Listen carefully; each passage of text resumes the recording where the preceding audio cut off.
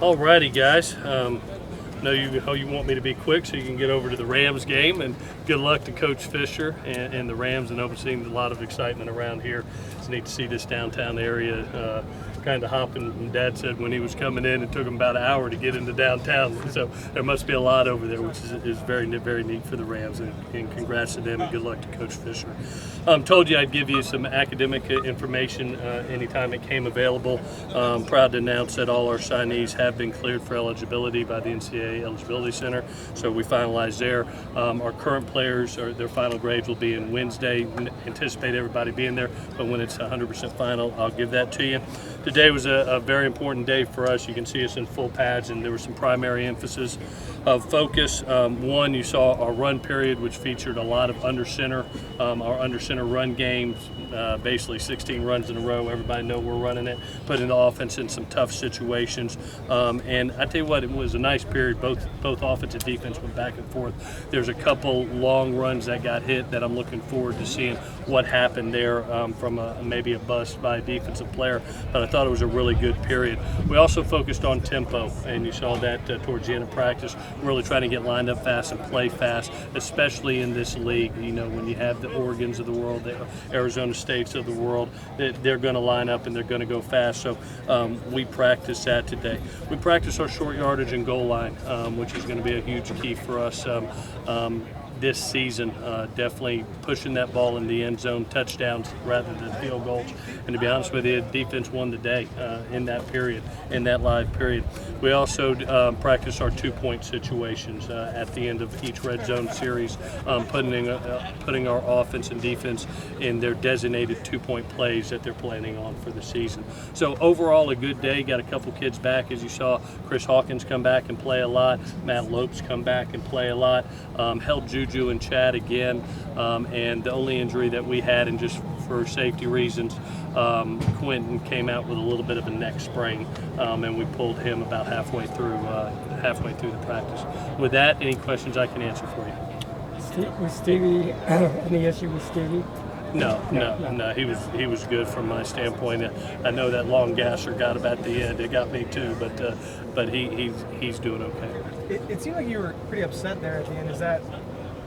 Did something happen? No. It was just a breaking of a team rule. We had a rookie bring a phone into our team meeting, and it went off. And anytime that happens, they know that we have the longest gasser in the history of college football. We go from one wall and back, coaches and all. So just to teach a point that just from little things, attention to detail things can cost you big. That was the lesson learned today. There has to be an art of discipline and art of accountability. And as small as having a phone in a team meeting is, that little small thing can cost you a game. So that was a great lesson. You knew it was going to happen sometime in camp. I've been waiting for it. They've been so damn good. And today, finally, a rookie messed up. So it was good to teach a valuable lesson. I haven't seen you angry out here too much. Do you feel like you have had a bad practice or an off practice or down practice? No, I tell you, I'm letting the coaches, if you see the coaches, they really are getting after these kids. I'm trying to be, from a communication standpoint, trying to teach them what they're doing wrong and teach them the technique and fundamental that can get it right. So, there's a lot of passion, a lot of motion out here. Right now, it's my opportunity to be an educator and try to get things fixed and explain to kids what you did wrong. Here's what you did wrong. Here's what you need to fix it, and let's see if we can attempt to do it on the next play. And when he does it, then you pat him on the butt. If he doesn't, then you reteach him again. But I love it out here. I feel you see me running around. I still feel like I can play, even though I'm fat and old now. But from just a yelling standpoint, I'm trying to be a lot more communicative and teach these guys what they need to do to win. Talk about your kickers. How those field goals and punts? Yeah, right now I think Matt is doing a really good job in field goals. Michael has got a little bit of a quad injury, which is holding him back, and it's given Matt a lot of time for some extra reps, and he seems a lot more accurate, a lot more consistent than he was in spring. Not to say he was bad in spring, but he's a lot more consistent in this camp. He's been working on trying to take that draw out of his ball and more straight line approach. And I think being with Coach Bax through spring and now through the training camp is really paying off. Still battling at the punting position with Chris Tilby and Reed. Chris has got a huge leg, really hoping for some constant consistency from him. And Reed just keeps on plugging along. He's having a consistent day after consistent day and kind of placing the ball where it needs to be.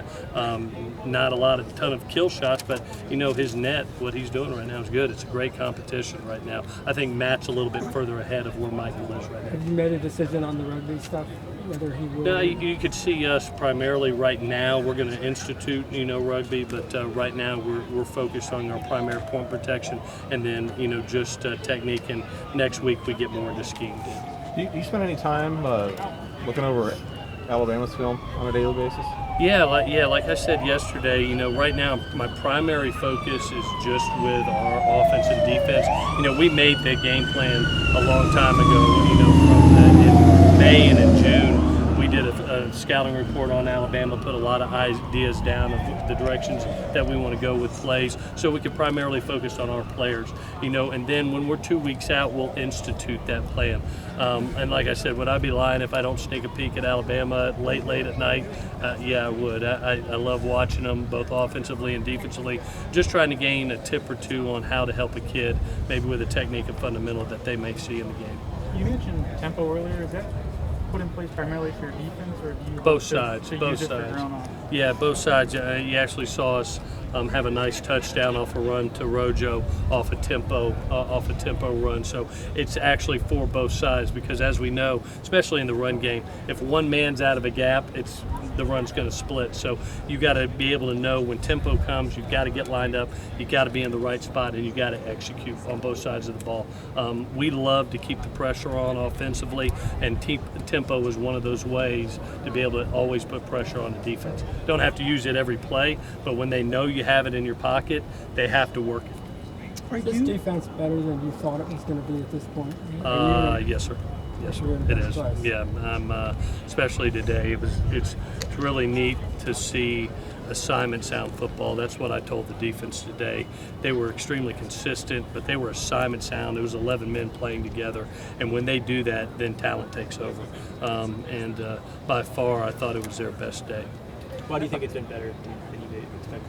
I think a little bit, credit to Clancy. He's really simple Simon in the schemes that he brings. He believes in playing fast, trying to make things simple for our kids. And, I really see that it's helped several of our players, especially veterans, play a lot faster and get on the field. You look at Leon McQuay that's now out there making plays. He was kind of lost for a couple of years. And, now he's back out there really doing a nice job. So I think the simplicity of scheme that Clancy brings and the way he teaches, he'll get one thing done, and until that one thing's accomplished, he won't move on to the next. He's a great teacher. I saw it the first time he was here, and you're seeing it again now, and hopefully it'll pay off. Come September 3rd. Go ahead.